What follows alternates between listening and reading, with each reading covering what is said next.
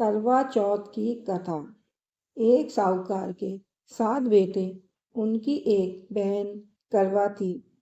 सातों भाई अपनी बहन से बहुत प्यार करते थे, यहाँ तक कि वे पहले उसे खाना खिलाते और बाद में स्वयं खाते थे। एक बार उनकी बहन ससुराल से मायके आई हुई थी। शाम को भाई जब अपना व्यवसाय बंद कर घर आए तो देखा उनकी बहन बहुत व्याकुल थी। सभी भाई खाना खाने बैठे और अपनी बहन से भी खाने का आग्रह करने लगे, लेकिन बहन ने बताया कि आज करवा चौथ का निर्जल व्रत है और वह खाना सिर्फ चंद्रमा को देखकर उसे अर्घ्य देकर ही खा सकती है। चूंकि चंद्रमा अभी तक नहीं निकला है, इसलिए वह भूख प्यास से व्याकुल हो उठी। सबसे छोटे भाई को अपनी बहन की हालत देखी नहीं जाती। वह दूर पीपल के पेड़ पर एक दीपक जलाकर छलनी की ओट में रख देता है। दूर से देखने पर वह ऐसा प्रतीत होता है कि जैसे चतुर्थी का चांद उदित हो रहा हो। इसके बाद भाई अपनी बहन को बताता है कि चांद निकल आया है, तुम उसे अर्घ्य देने के बाद भोजन कर सकती हो।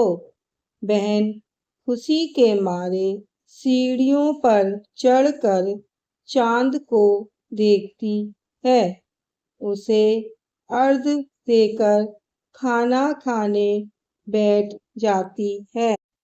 वह पहला टुकड़ा मुंह में डालती है तो उसे छींक आ जाती है।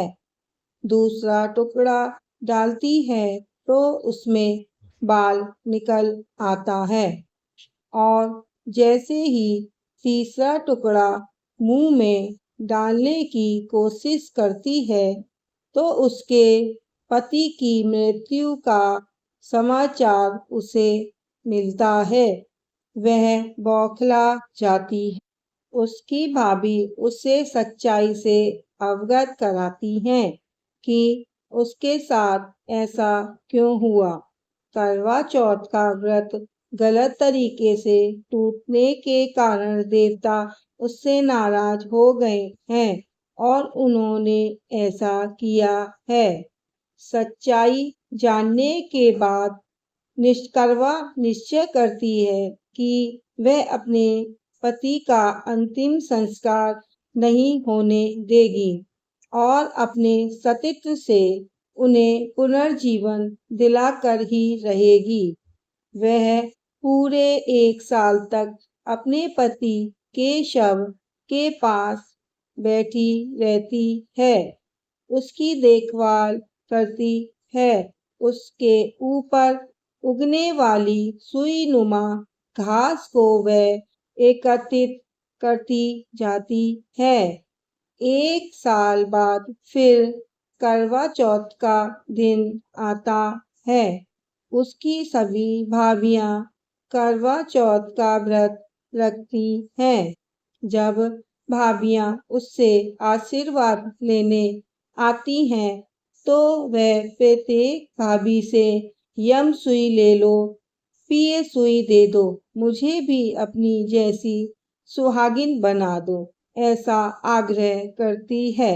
लेकिन हर बार भाभी उसे अगली भाभी से आग्रह करने का कहकर चली जाती है। इस प्रकार जब छठे नंबर की भाभी आती है तो करवा उससे भी यही बात दोहराती है।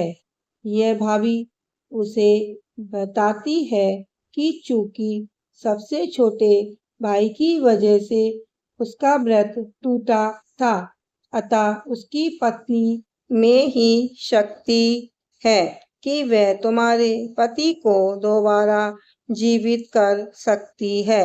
इसलिए वह जब आए तुम उसे पकड़ लेना और जब तुम्हारे पति को जिंदा ना कर दे उसे नहीं छोड़ना।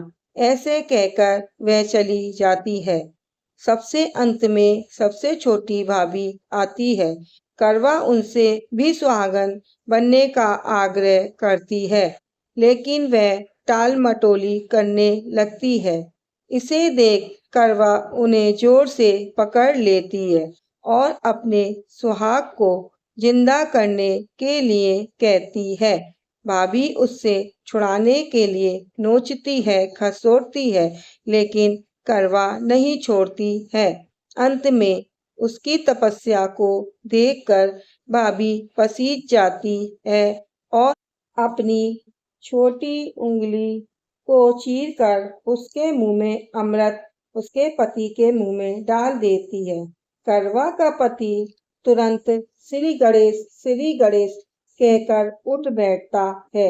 इस प्रकार प्रभु कृपा से उसकी छोटी भाभी के माध्यम से करवा को अपना सुहाग वापिस मिल जाता है। हे श्री गणेश माँ गौरी, जिस प्रकार करवा को चिर सुहागन का वरदान आपसे मिला है वैसा ही सब सुहागनों को मिले।